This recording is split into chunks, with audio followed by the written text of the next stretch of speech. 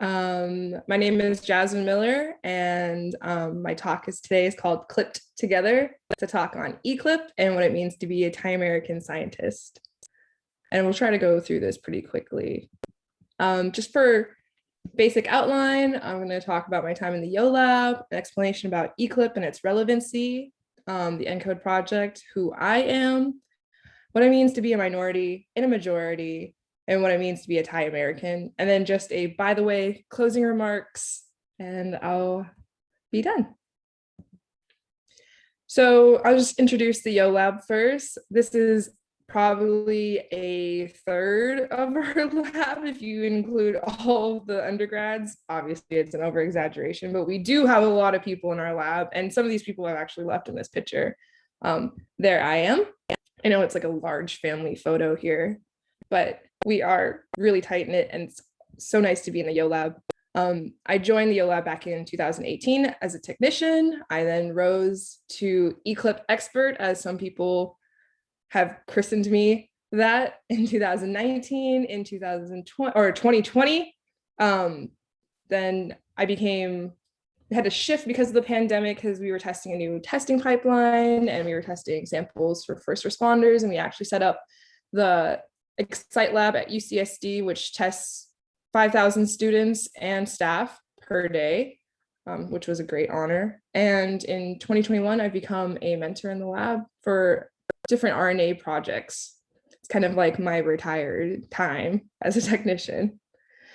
So first, I just want to open up with the ENCODE project. This is the main project that I work on, and it's funded by the NHGRI.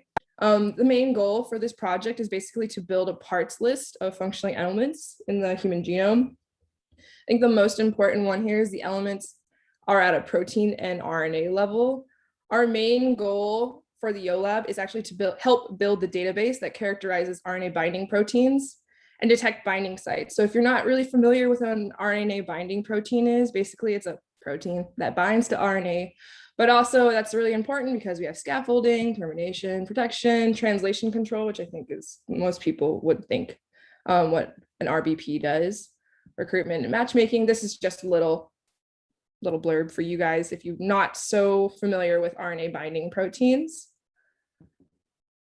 So project, I do this experiment called CLIP, in which basically we find out more about binding for these RNA binding proteins, and we complete the experiment and sequence it in the Yo Lab. We then send these data sets to the ENCODE project database, in which the database contains validated antibodies for you to find out whether they're IP grade, Western blot grade. There are eClip sequencing data, obviously, since we do eClip. And then also there's a lot of other goodies there, such as like shRNA knockdown, bind and seq, that correspond to these eClip data sets. I think the most important part is that you can basically compare all the experiments together because they're done in a uniform pipeline in the same 2 cell lines, which is amazing. I think the best part is this website right here, encodeproject.com, is free access for all people and things. So what is eClip, you are probably asking? So eClip is enhanced UV cross-linking and immunoprecipitation. Basically, the main goal is to detect binding sites of RNA binding proteins. So we just want to know what that binding site is on the RNA. It's large-scale transcriptome-wide binding site maps for RBPs, RNA binding proteins. What's really good about eClip that most other clips don't have, yes, there are more than one clip, but it's a size match input, which means that there's less false positives and there's less background, which is great. And I think another great thing about eClip is that it comes in many flavors that's enriched for different RNAs, and therefore you can kind of characterize more specifically to your RBP. So just a quick overview of how you go through eClip is that you would cross-link your RNA to your RBP using UV, and then you would fragment to your RNA. You would then, using an antibody, pull down this complex and then cut it out of a gel after size selection. You then get rid of all of the protein using proteinase K, and then reverse transcribe, and then complete your final library prep, which is ready for sequencing. The good thing about this compared to, yes, the other ECLIPS is that we have more enrichment of really important usable reads, which means that we get more information on those binding sites, which is nice because then we get really nice resolution for peaks. And the best part about ECLIP is that it's a single nucleotide resolution. So we really get fine information from ECLIP data now. So in a more practical sense, you're probably thinking of like, well, maybe I'm not studying RVPs, or maybe I'm not so interested in RVPs, or maybe I'm not so interested in ECLIP at all, is that we can actually use this to our advantage. Let's say I actually worked on a project that we clipped the SARS-CoV proteins, I think there's 23 of them, in which we tagged them using a halo tag or strep tag, or HA tag, flag tag, all the tags. And then we actually got to pull those down after overexpressing them, cut them out of the gel, and then we can actually read where all the different COVID proteins were binding to in the RNA. And I know that some of you probably are not RNA biologists, but this is basically what we would like to see, is a enrichment for different protein, or for different proteins to enrich in different areas. I think maybe like some of you know what UTR, 3' UTR coding regions are, but basically what we want to see is an enrichment of these different binding motifs, so that, and of course I have some for those of you who know what RNA is, but basically so we can map out the targets that what I had on the previous slide go to. So from the ECLIP targets, we can find out if a protein is associated, or if the RNA is associated with RNA processing, protein like processing, et cetera, et cetera. And of course, we can see that all of these different COVID proteins then are linked to all of these different functions, which I think is pretty cool.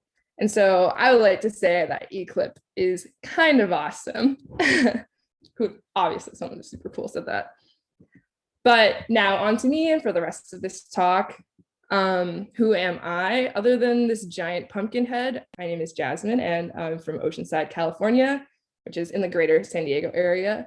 I graduated from Humboldt State with a degree in chemistry with an emphasis in biochemistry. I am Thai American, bisexual, and in a 10-year committed relationship. I love all things Halloween and swimming, printmaking. And if you're in the Yo Lab, you know that I definitely love cooking. So this is just a little snapshot of my family. My brother actually just graduated, so I wanted to give him a shout out. We were so proud of him. But now on to the talk. What it means to be a minority in a majority. So you're probably thinking to yourself what that means to you, but I'll tell you what that means to me. As a minority, quote, quote, my entire life, I've only seen two people in my life, my mom and my brother, who are Thai. And I didn't really grow up with family. So these are literally it for me.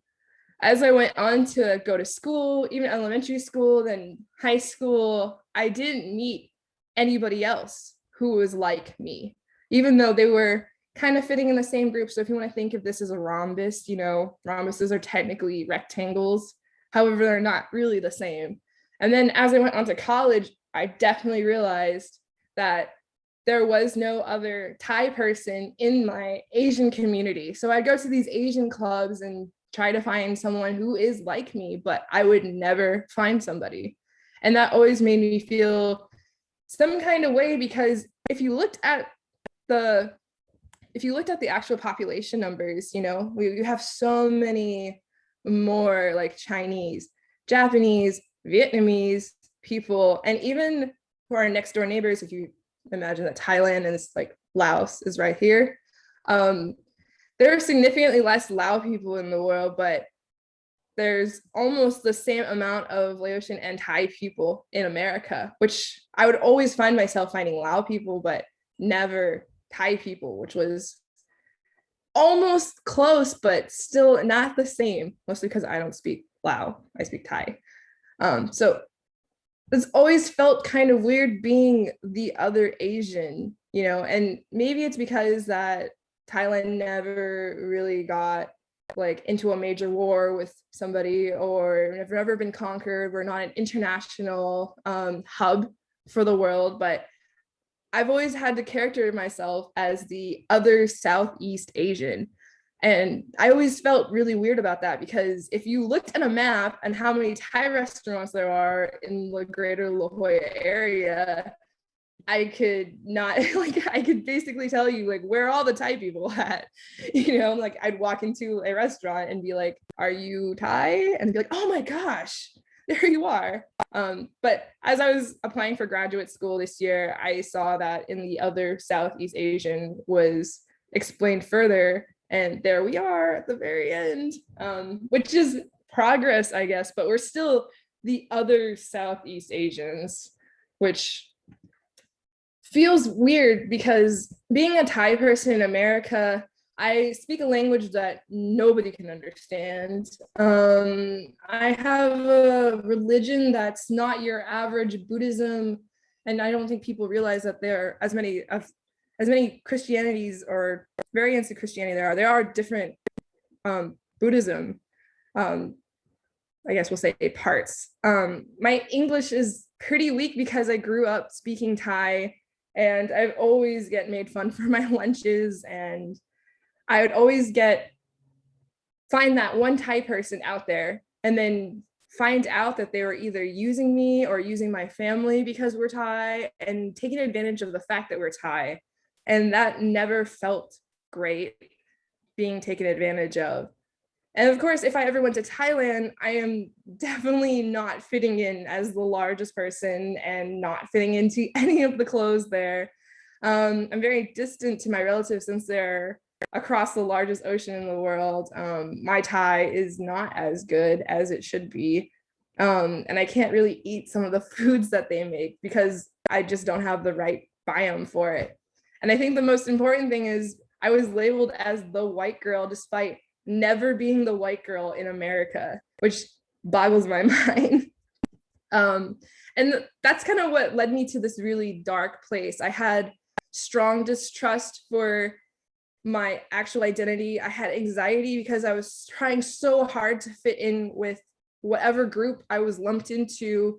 I was depressed and I was very isolated because I had no one who understood anything that was going in my life. I just had my mom, and even then she felt isolated. So we were sharing these negative feelings back and forth that led to such strong grief of not being recognized. And it actually led me to some very dark places. So I'm just going to put the suicide hotline up there because it is kind of sad that you have, like, if you get to a point and you realize at the wrong place, like I didn't realize that I needed help until I was on that table, like fighting for my life, which is terrible to say, but I really like it. I'm sad to say that I needed to get there in order to realize that I needed help. I needed to find something that, would finally help me get out of my lack of identity, where I finally could find something or someone to understand me and my actual problems.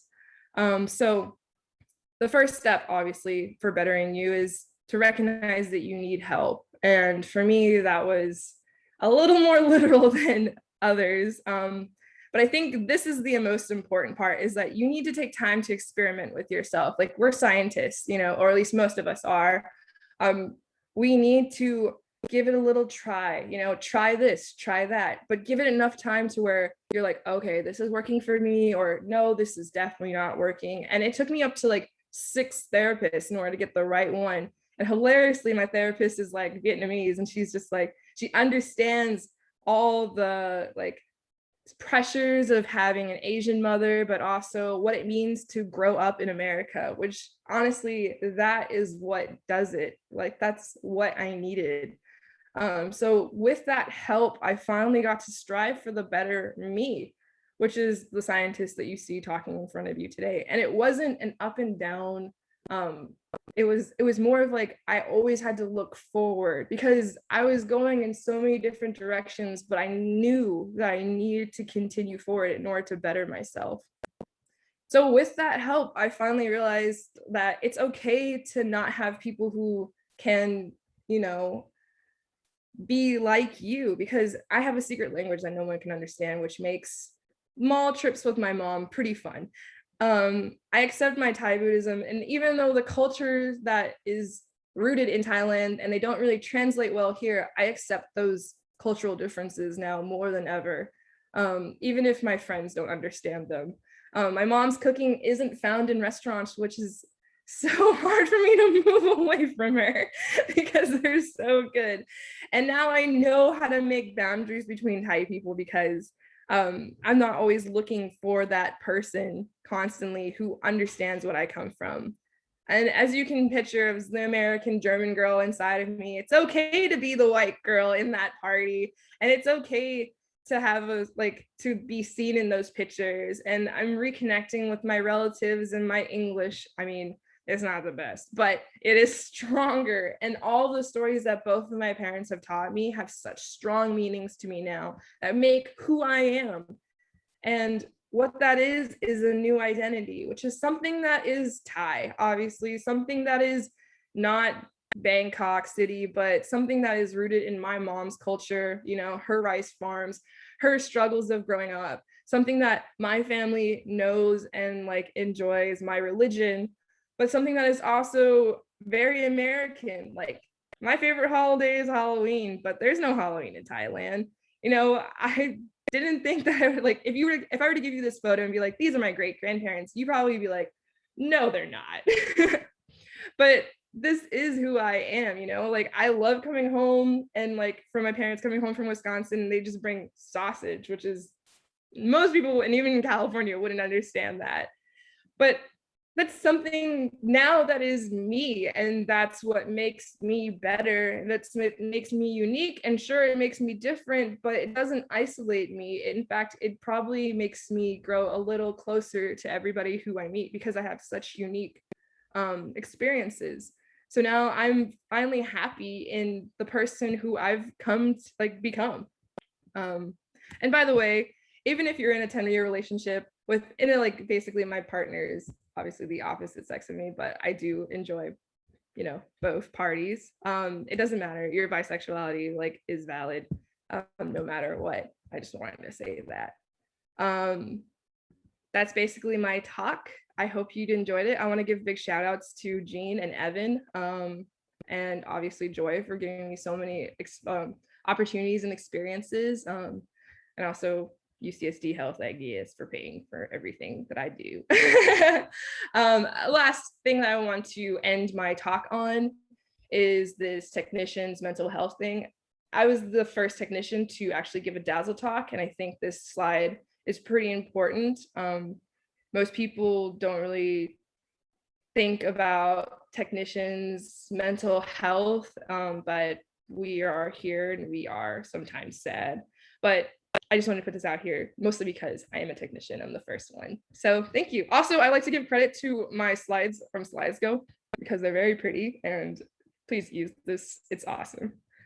And yeah, I would take any questions if you have any, or if we're doing them at the end, then we can do them at the end.